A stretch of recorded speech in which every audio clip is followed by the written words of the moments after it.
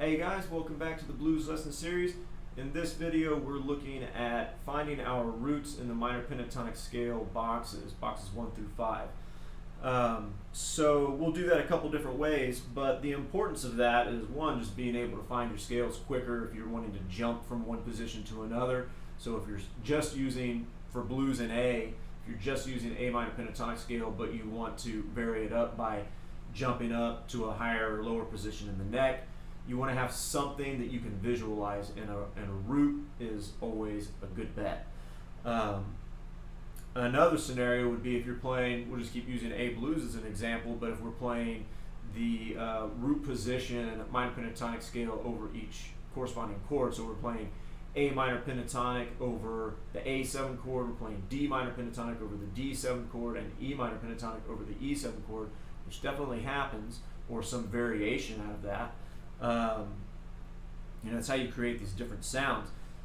Being able to do that in different positions and knowing where all of those scales are is obviously important information, but we want those smaller building blocks, and to be able to identify a root and form a scale or box shape based off of that is pretty key. So we're going to go through, I'm actually going to start on box 5 since that's my lowest position without open strings for A minor pentatonic, and we'll shift it all the way up, and then we'll do it all in 5th position, which we'll end up grabbing different minor pentatonic scales, different roots. So we're starting here with box 5.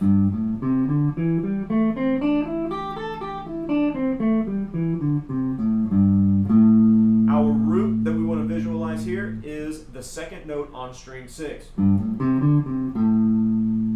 Right? Then, of course, that connects to box 1. Called box 1 because it is a very handy position, but also that first note that we play is the root of our minor pentatonic scale. And that's one thing that makes it real easy to remember. That's why a lot of people go to it. Of course, we know what that pattern is. And there's at least going to be one other root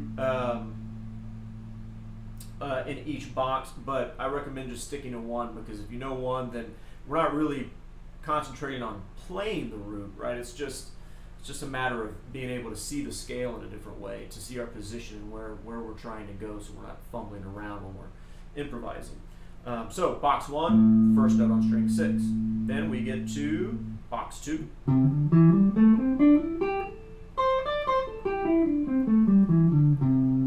And the root note here is in an odd location compared to the others. The first note on string 4, right?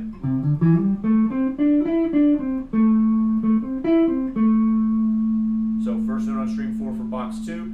Then we're in box 3 here.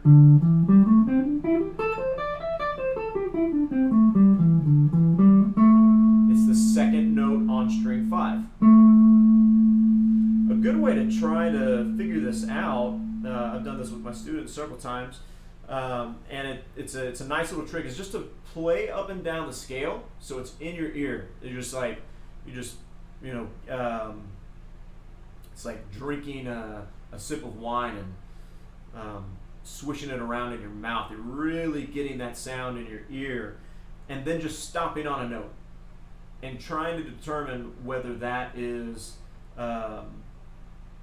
leaving something to be desired, like it feels like it's suspended and not ended, or if it feels really complete. And when you end on that root, there are a couple of notes that you'll land on that may suggest kind of, it sounds like that idea of being finished, but if you're really leaning, or you've been listening to a lot of minor pentatonic soloing and playing minor pentatonic scales, your ear will kind of go to that, and that's a great way a really interactive way, right, to zero in on that information. But anyways, box 3, second note on string 5. Then box 4.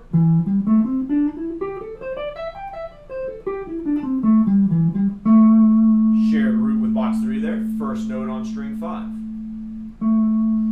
And then we're back up to box 5, which we saw all the way down here.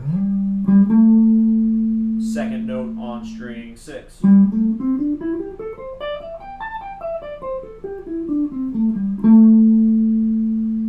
right, so we had second note on string 6, first note on string 6, first note on string 4, and I should point out that there's an octave relationship there from box 1 to that root in box 2. Then box 3, second note on string 5. Box 4, first note on string 5, shared root. And back to box 5, second note on string 6. Now let's put all of that in 5th position and determine our keys based off that. They're all going to be different. So box 1 is going to be A minor pentatonic. Right? That's going to be the same. So that's a review there. Now I'm going to start, I guess I'll be in 4th position here, but I'm going to start with my second finger on string 6 fret 5 to play box 2.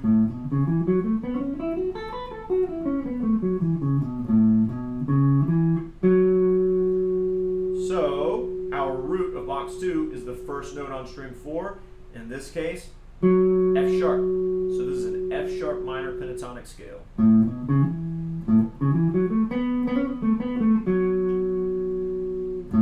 I'm just going to run through that idea of kind of playing through the scale and stopping on a couple notes and see if it affects you the way that we're aiming, to where it sounds like, no, that's not complete, or oh yeah, that sounds like the root. It sounds like it resolved.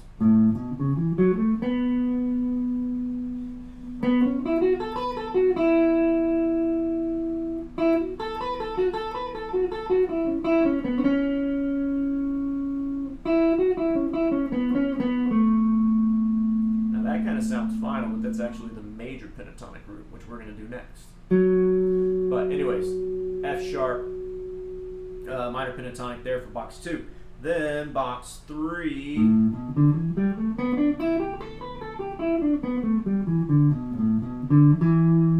the second note on string 5, in this case E minor pentatonic.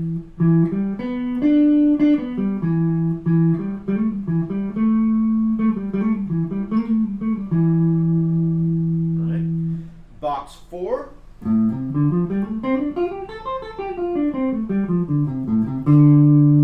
first note on string 5, that's a D minor pentatonic scale.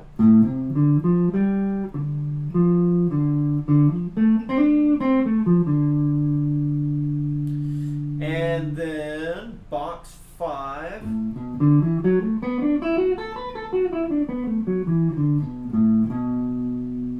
second note on string 6, that's going to be B minor pentatonic.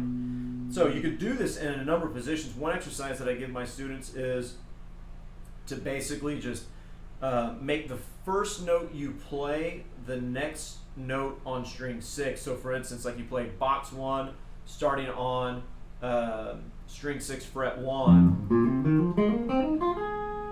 and you try and determine what key it is, and then you play box 2 starting on the second note or the second fret of string 6, and you try to determine what the root is, and then you play box 3 starting on the third note on string 6, and you try to determine what the root is. You can do that in so many different ways, and that information will stick if you're doing that. So it's a little technical, but it will go a long way to help you figure out what the heck you're doing when you're soloing, as opposed to just playing the same, fumbling through the same thing in the left hand, playing it as a scale, not listening for licks, and just having to think through too much information. Doing this stuff on the side really helps. So we will look at soloing over blues in A with using the A minor pentatonic, D minor pentatonic, and E minor pentatonic. And that's a great way to, a great soloing scheme to use, which we'll talk about several. But this is kind of the initiation of that, so to speak. So have fun with it, guys. Let me know. Create your own little exercises. There's a lot of opportunity there just to kind of make up your own stuff. However, you know how you learn best, so you can make up an exercise that really clicks for you. Anyways, let me know if you have questions, and we'll see you in the next video. Thanks.